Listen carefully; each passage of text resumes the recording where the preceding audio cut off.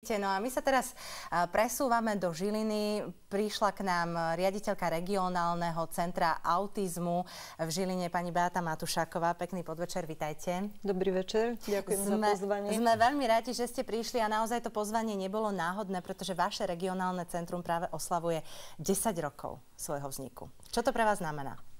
Naše regionálne centrum autistov v Žiline Bánovej vlastne naozaj už sa stará o klientov od predškolského veku až po dospelý 10. rok a s jedným z podujatí tejto príležitosti vlastne bola včerajšia medzinárodná konferencia, na ktorej vystúpili odborníci, ktorí sa touto problematikou zaoberajú z Čiech aj zo Slovenska.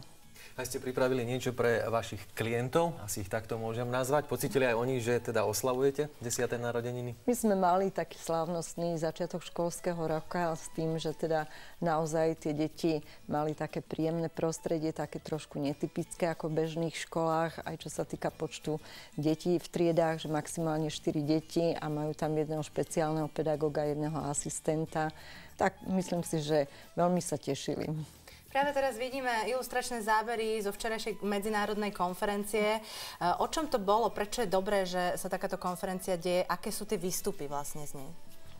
To, že o túto problematiku je veľký záujem, bola teda aj veľká účasť. Mali sme okolo 150 ľudí z celého Slovenska, či to boli už psychológovia, špeciálni pedagógovia a hlavne teda prednášajúci z Akademického centra výskumu autizmu v Bratislave pod vedením pani profesorky Ostatníkovej, ktorá robí rôzne výskumy k tejto problematike aj v zahraničí, takže sa odprezentovali rôzne tie nové výskumy, ku ktorým teda dospeli odborníci, či už z oblasti medicíny, psychológie, špeciálnej pedagogiky, logopédie. Môžete nám aj povedať tie konkrétne závery, ktoré chcete uplatniť do praxe? Čo priniesli tie nové výskumy? Čoho sa to napríklad týka? Určite sa to týka toho, že vždy je najdôležitejšie, aby rodičia čo najskôr navštívili odborníkov, aby sa mohlo danému dieťaťu pomôcť a okrem teda toho individuálneho prístupu, tak v každom príspevku bola zdôrazňovaná, že je nevyhnutná tímová spolupráca všetkých odborníkov, či už je to pediater, psychológ, špeciálny pedagóg. Aká je na Slovensku realita? Realita je oveľa lepšia, ako bola pred 10 rokmi, keď sme začínali. Je oveľa viac aj poradenských centier, sú rôzne aj výskumy aj v oblasti medicíny a veľakrát naozaj záleží to len od toho, aby sme našli teda tých správnych ľudí, ktorí majú nielen na to odborné vzdelanie, ale hlavne aj povahové vlastnosti venovať sa práve osobám s autizmom, pretože je to veľakrát veľmi ťažké, pretože je to psychická porucha.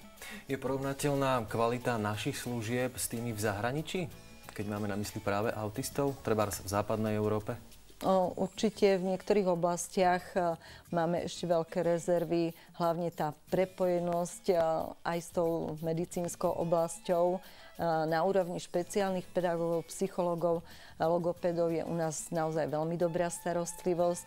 Ešte sú tam veľké rezervy, čo potom s ďalším uplatnením vlastne týchto ľudí, ktorí naozaj veľakrát majú aj nadpriemerný intelekt, ako by sa mohli zaradiť vlastne do spoločnosti. Tak tu sú naozaj najviac popredí, čo sa týka starostlivosti, napríklad v Norsku, kde už majú programy, kde vlastne títo autisti môžu pracovať na individuálnych programoch a môžu byť aj užitoční, aj vlastne môžu sa realizovať. Keďže hovoríme o tom, že ešte stále to nie je vyvinuté tak, ako možno v tom Norsku, tak je dobré, že sú tieto centra, napríklad také, aké je v Žiline. Čo vy zabezpečujete, alebo akým spôsobom vy tých ľudí, tých autistov posúvate dopredu? V prvom rade naozaj sme zistili to, že keď sme založili naše centrum, že potrebujú individuálny prístup. Je nevyhnutné, aby okrem toho špeciálneho pedagóga, ktorý vedie tú edukáciu, mal pri sebe asistenta, ktorý môže pomôcť v prípade naozaj nejakých zlých stavov, ktoré môžu nečakane prísť. A to, aby bolo pod jednou strechou zastrešené, teda to vzdelávanie od toho predškolského veku až po dospelosť. Takže máme my naozaj štrukturované prostredie v tých triedách, aby dieťa malo oddych aj na edukáciu, a aby teda naozaj bol tam priestor na ten individuálny prístup. A to sa dá len vtedy, keď je ten počet taký nízky v triedách, ako my ho máme. Spomínali ste zlý stav pacienta, alebo teda človeka s chorobou autizmu. Čo to znamená zlý stav? Pre tých, ktorí sa možno nevenujú predsa len tejto téme, ako vyzerá možno také autistické dieťa? A trebárs ten zlý stav, o ktorom ste hovorili. Aj na včerajšej konferencii sa o tom hovorilo, že najhoršie je to, keď sa začne zovšeobecňovať, pretože skutočne každý jeden ten autista je úplne iný, jedinečný.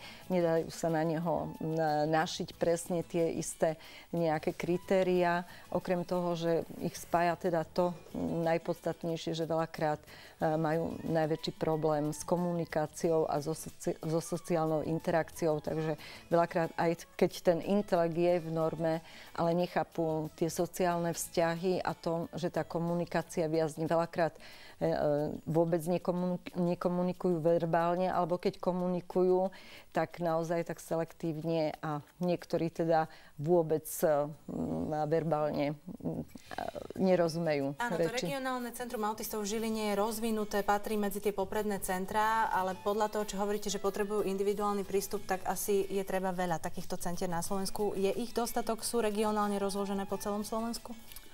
V roku 2006 my sme vlastne boli prvé regionálne centrum alebo prvá súkromná základná škola s materskou školou. A samozrejme, že boli sme veľmi šťastní, že sa teda začali aj ďalšie centra otvárať, či už v Bratislave, v Prešove. Ale aj tak je to veľmi málo, pretože pre celý ten žilinský región v podstate naozaj, či už v poradenskom centre, či v základnej škole, materskej škole, v dennom špecializovanom našom centre pomáhame naozaj rodičom, či z Ružomberka, z Martina, z Považskej Bystrice. Nemáme internát, takže je to pre tých rodičov veľmi ťažké. Pani riaditeľka, ďakujeme veľmi pekne, že ste prišli k nám do štúdia. Samozrejme k tomu 10. okrúhlemu výročiu vám želáme. Nech sa mu darí aj naďalej a samozrejme veľa síl a trpezlivosti pri výchove a vzdelávaní autistov. No a ešte chvíľočku. Ďakujem, že ste prišli ešte chvíľočku. Zostaňte